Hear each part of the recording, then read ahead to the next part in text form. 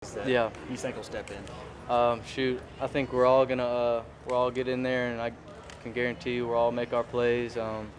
It's really exciting to see guys like Braylon come in. He's a great kid. We got BP coming back. Can't say enough about him.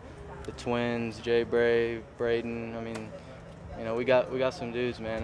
I'm really excited to see how we'll do. You mentioned Braylon. Mm-hmm. I saw him today for the first time in person. He's not the biggest kid. Were you a little surprised when you see Braylon out there? No, his size doesn't matter. You look at his high school film and it speaks for itself. But no, we're very excited to have him. He's a great kid, and I'm sure he'll have a great year. I used to expect him to make Brennan look bigger. Yeah, Brennan is. understandable. Who's been kind of the leader of that group? Has it been Braden Johnson or has it been The older guys, Braden, Brennan. Coach Dunn calls after we're done with 1 year. He calls us all vets. So you're a vet now. So I think a lot of guys have stepped up. Obviously Braden, the older, being older and stuff. We all kind of gravitate to him. When he's talking, we're listening. But I think a lot of leaders have emerged throughout the summer, and I expect even more throughout fall camp. you and the twins and Jaden? Did it make it easier knowing that last year you guys all at least had each other? If you didn't know what was going on, at least maybe he didn't either? Yeah, no doubt. Me and Jay Braid, Bryson, and Blaine, we lived together.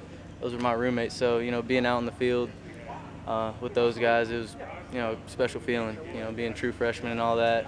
But yeah, I expect nothing but, big things from every single one of those guys. And, we've grinded all summer with Coach Glass, so I'm definitely excited for what this team has to offer. What do you see difference?